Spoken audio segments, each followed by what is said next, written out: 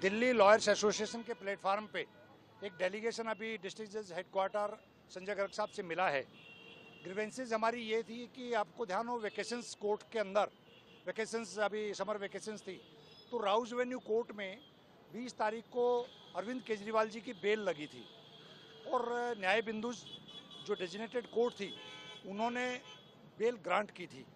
जैसे ही वो bell grant होने हुई उसके नेक्स्ट डे एक एडमिनिस्ट्रेटिव ऑर्डर वहाँ के जज इंचार्ज ने निकाला।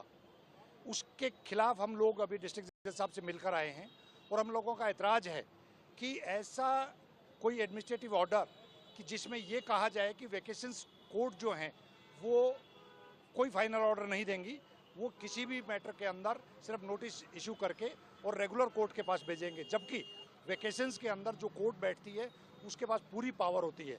तो इस तरीके का एडमिनिस्ट्रेटिव ऑर्डर, क्योंकि ये पॉलिटिकल दबाव में अरविंद केजरीवाल जी की जब बेल होती है तो तुरंत बाद ऐसा ऑर्डर आना ये जाहिर करता है कि इस देश के अंदर संविधान खतरे में है, लोकतंत्र खतरे में है। इस तरीके की दबाव देके ईडी ने जिस तरीके से हाईकोर्ट के अंदर बिना ऑर्डर के उस ऑर्डर को स्टे करवाया, ये सब चीज़ों की चिंता जाहिर करने के लिए आज लीगल फ्रेटर्निटी ने अपना एक रिप्रेजेंटेशन दिया है। साथ में हम लोगों ने एक बात और उठाई है, हम लोग जब भी किसी कोर्ट के अंदर अपनी सबमिशंस देते हैं तो वो रिकॉर्ड पे नहीं आती हैं। जजेस उस सबमिशंस को दरकिनार करके और अपना फैसला सुनाते हैं, जबकि ये मैंडेटरी है। अगर जज के सामने कोई भी सबमिशंस लॉयर ने दी है तो वो रिकॉर्ड पे आनी चाहिए। वो एतराज़ भी हमने डिस्ट्रिक्ट जज साहब को दिया है। डिस्ट्रिक्ट जज साहब ने हमारे को सुना और उन्होंने ये एश्योर किया कि इस पे वो जो भी कार्रवाई होगी वो करेंगे। क्या कुछ आश्वासन मिला जैसा आपने? हमारे को ऐसा लगता है कि न्याय बिंदु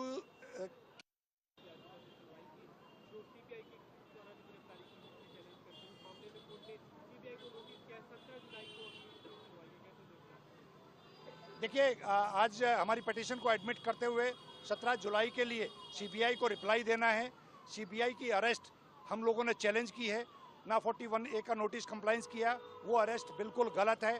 और मैं आपको एक चीज़ और बताना चाहता हूँ, आपको ध्यान होगा सुप्रीम कोर्ट के अंदर सॉलिसिटर जनरल तुषार मेहता ने एक स्टेटमेंट दी थी 4 जून को मनीष सिसोदिया जी की बेल के पे जब आर्ग्यूमेंट चल रही थी। ये ऑन रिकॉर्ड है, ये कोर्ट के सामने कहा था कि हम लोगों की इन्वेस्टिगेशन, ईडी और सीबीआई की इन्वेस्टिगेशन कंप्लीट हो चुकी है, हमारी चार्जशीट ऑलमोस्ट तैयार है, कभी भी हफ्ते 2 हफ्ते में वो चार्जशीट फाइल होने वाली है। तो 26 तारीख को 3-4 हफ्ते बाद ऐसी क्या वजह रही कि जो इन्वेस्टिगेशन कंप्लीट हो गई थी, जो चार्जशीट कंप्लीट हो गई थी, उसके बाद अरविंद केजरीवाल जी को अरेस्ट किया जाता है। अरविंद केजरीवाल जी के अरेस्ट के बाद अब कहते हैं सप्लीमेंट्री चार्जशीट और फाइल करेंगे।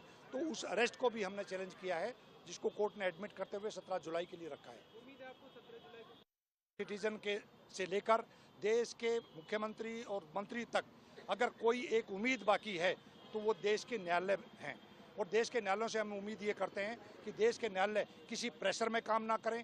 देश के मुख्य न्यायाधीश, सर्वोच्च न्यायालय के मुख्य न्यायाधीश ने ये कहा है बार बार कि सारी कोर्टें बिना दबाव में काम करें, किसी तरह के दबाव में आके काम ना करें। लेकिन ये प्रेशर टैक्टिक्स है इस तरह के एडमिनिस्ट्रेटिव ऑर्डर, इसीलिए लीगल फ्रेटर्निटी का एक जिम्मेवारी है, उस जिम्मेवारी को निभाते हुए आज हम लोगों ने एक रिप्रेजेंटेशन दिया है।